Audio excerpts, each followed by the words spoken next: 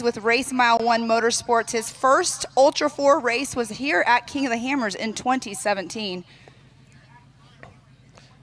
Now, there's always that nervous apprehension, isn't there, when you're the first car on track in the morning. And look, but there's some bonuses to this, right? That course is going to be nice and moist out there. It's going to be real packed down. It's going to be a little bit of dew in the dirt.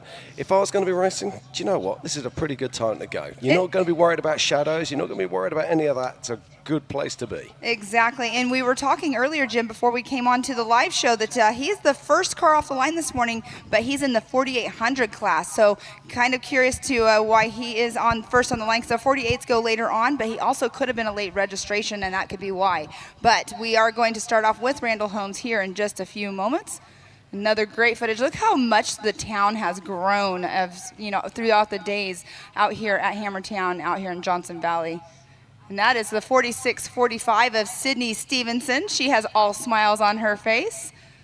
Now, I know her dad has co-drove for her before. I'm not sure if he is in with her again, but she has had her dad in there with her in the previous year when she raced. Yeah, so RanDawg Holmes is ready to rock and roll there. Loving that livery. I also like the matching helmets. That's a nice touch, isn't it? Yes, it is. Fancy. Do you and your co-driver have some matching helmets today? Do you know what? It's very sad, but actually we do. Oh, I love it. But it's a case of while we're out here, we actually got some new helmets and left our ones back over across the pond. But I do love this. So we're looking here mostly at 4600 Curry Enterprises stock class vehicles. And we've got some big names going out in this first hour, including Sergio Pinillas and, of course, an all-time favorite, Albert Contreras. Yes, Albert. I saw him last night. He's one of those that no matter what is going on, he always has a smile on his face, and smiles are contagious, and it's awesome to see him out here again at King of the Hammers. Is indeed. I'm loving that Jeep. Look at this. That is the new Jeep that Sergio will be riding in, or driving in, I should say. A big build that they are revealing out here this weekend. Here we go. So we're around about 5 seconds away now from the start, and we'll see RanDawg Holmes. Let's see what he can do. Now, this course is around about 3.5 miles, but it does include some vicious rocks, and they don't get much more vicious than backdoor, and they will have to negotiate resolution before they get to backdoor, and they drop down there. So let's see what he does. There is a bypass line if he wants to take it, but do you know what? Having watched a lot of people in qualifying so far and watched a lot of people practicing, I think a lot of people are going to take that backdoor line. I think so too, and just watching qualifying yesterday with our UTV classes, we were thinking that roundabout was going to be faster after we started watching it, and the top competitors that were number 1 and 2 took that bypass until Power Hour, until Kyle Cheney. So if you guys haven't seen that, I highly suggest you're going to find it on the internet, because it's gone viral already. But yeah, I think it's safe to say that Kyle Cheney actually owns the internet right now. Even if you haven't seen rock racing before, there's a pretty good chance that you have seen Kyle Cheney throwing himself off a back door yesterday afternoon.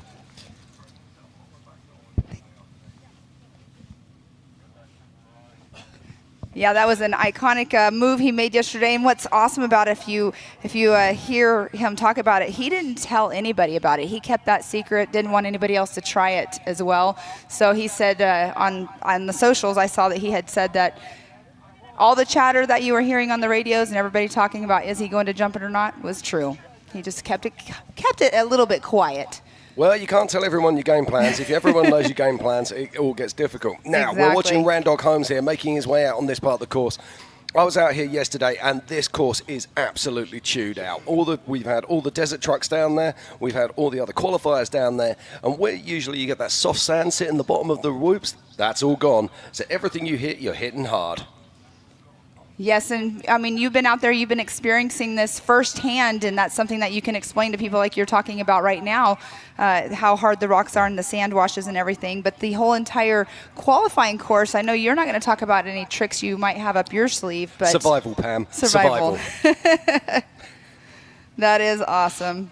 But no, it is tough out there. And this course is really burnt in now. But you've got to be careful. There's a lot of big rocks just on the side of the track. It's so easy just to tag a tyre. And on a course that is 3.5 miles long, if you do tag a tyre and get flat, you haven't got time to stop. You've got to push on, and that is really going to affect your time.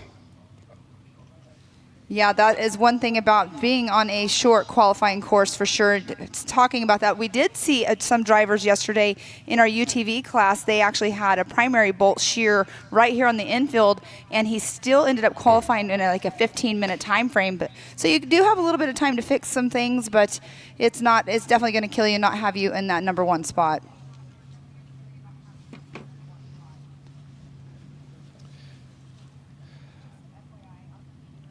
Okay, as we continue to watch RanDawg home here, making his way round the back end of this course. The 45s and the 4800 classes will be mixed together. So if a 4500 car qualifies ahead of the 48s, he will earn his place on the start line for the main race on Friday. However, the 4600s will start behind the 48s and the 45s, and the reason for that is because they actually do a shortened course. There are bypasses on some of the rocks for those 4600 class cars. So your plan, do you have a plan to go down back door, or are you going to go on the bypass? If everything goes to plan, we will be going off of back door. There you go. What kind of fashion that will be, I have no idea. We're probably legs and arms flying in all directions, but we'll be fine. Awesome.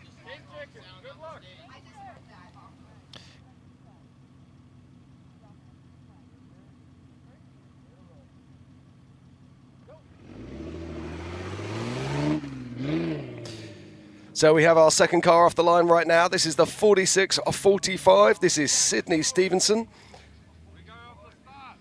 And Sydney Stevenson, like I said earlier on, she has been out here before. She raced. I believe her dad was her co-driver. She is out of Valley Center, California. She has competed in that Rebel Rally, so it's an all-female event. She is in a Jeep TJ with a 4.0 5-speed Rancho, Falcon, Blackhawk wheels, and the Brahms seats. So it's awesome to see Sydney out here competing again at King of the Hammers.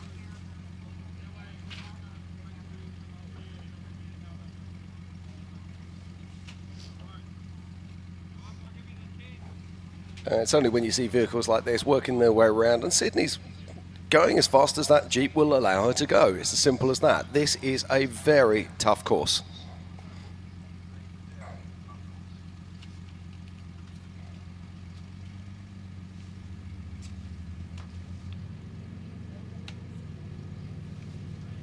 So RanDawg Holmes now making his way down the drop. And he's showing some good pace there. This is a 4800. Now, oh, is that a fire?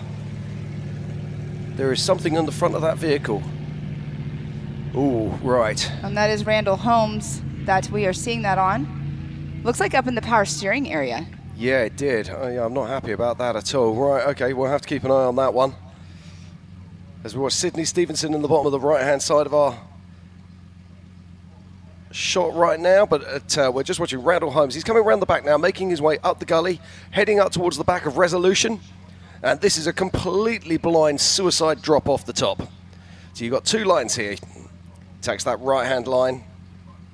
Now, we did see yesterday in qualifying there was a racer that tried to take that left-hand line, and it did not work out well for him at all. But getting to the top of this, like you're saying, there's a couple different roundabouts. So if you go left, you have to dodge some rocks. If you go right, you have to dodge some rocks. But if you go straight over it, obviously straight the faster line there. But we'll see what he ends up doing. But Randal Holmes making his way through. You can see the cross grain that he's going through. The rocks do no justice on the screen for anything here. And in the sandy washes like this, it might look like sand to us on the screen, but inside of that are some hidden rocks. Okay, now he's coming over the top now, dropping into Resolution. He had two lines there. He can either go to the left or to the right. He's taking the right line, which means you have to then come up, swing around, and then swing down across. If you come over the top, then there's a step that you have to drop down. Yes, and we did see some of our drivers yesterday. I know Todd Beckett was one of them. He just went straight over it, so he avoided having to do the left or the right and avoiding the rocks around. Yeah, I think we're going to see a lot more cars coming straight off that top line. Now, Resolution, this is one of the more famous trails out here in the Hammertown. This is one of the oldest trails here out in the Hammers as well. And this used to be one of the trails that when we used to come up it, we used to go, yeah, man, we're bad. Just shows how far this sport has come. So, Jim, how many times have you raced King of the Hammers? This will be my third time. Awesome. I know that you're, obviously well-seasoned racer and everything, but coming out here working with us and also getting to race is definitely a bonus for you. Yeah, absolutely. Oh, hello. Right, okay, course workers have stopped now. Now, we did see a flickering of flame here on RanDawg Holmes' car earlier, so I'm just wondering if they're just jumping in there. I can see some fire extinguishers.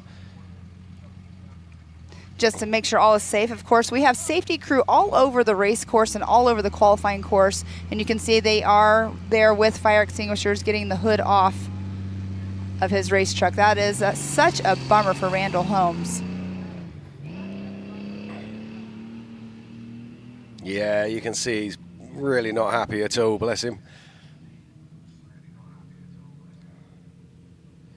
But our safety crew, they're just working on that now. Now, sometimes it's very difficult to get into the recesses and access panels of these vehicles and put the flames out. So hopefully they'll sort that out very quickly.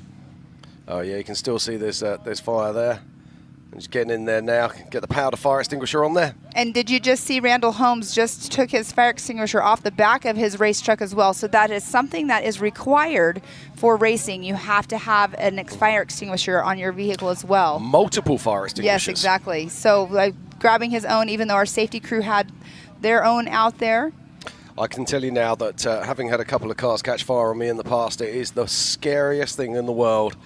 You're watching basically your life going up in flames. So you want to make sure that you've got great fire systems on your car. And in fact, that's actually been something that's been discussed a lot in the last 12 months. And there's been different types of fire suppression that's being tested and different types that are now being recommended.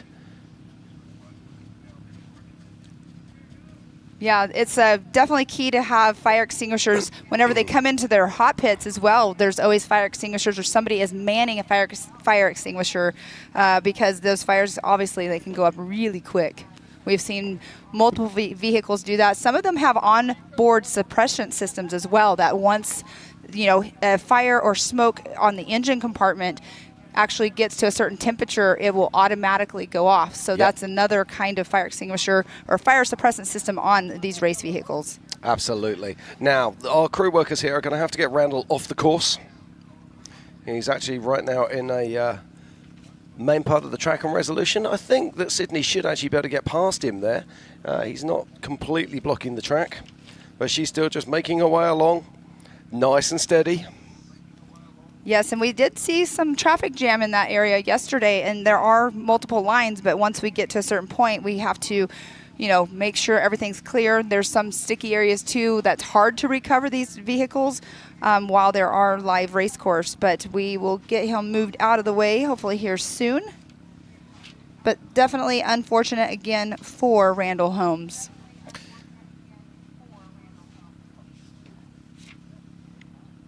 Now, Pam, you just showed me a photo a moment ago. It looks like you've had some experience with fires in vehicles. Yes, that was actually in the Vegas to Reno race, and we don't know what happened, but we had 4 people with fire extinguishers. Our own crew and crew from other teams came over, put the fire out, and we actually ended up finishing that race, but that was a very unfortunate accident that we had. My husband was actually in the car when that went up, and he got out very quickly. But that's, racing happens, fires happen, and that's why you have to always be prepared. Absolutely. And we're now looking at the third vehicle out on course, which is the 4624 of Rick Randal. So we've got a Randal Holmes and we've got a Rick Randal out on course at the moment. Many Randals this morning. Yes, and Rick Randal, he's coming from Mesa, Arizona. He's with Randal Racing. He is in a Jeep XJ as well. So we obviously see a lot of Jeeps in this class. Our 4600 Currie Enterprise stock class. Well, our 4600 class, it is the stock class. It's your gateway to rock racing, isn't it? Let's be honest. Okay, right now, this is Sydney Stevenson. She's coming to the top of resolution. Now, as you come off at the top here, you cannot see a thing. It is a blind crescent as you come out, or blind top as you come over, and you have to literally just take a leap of faith as you make your way over.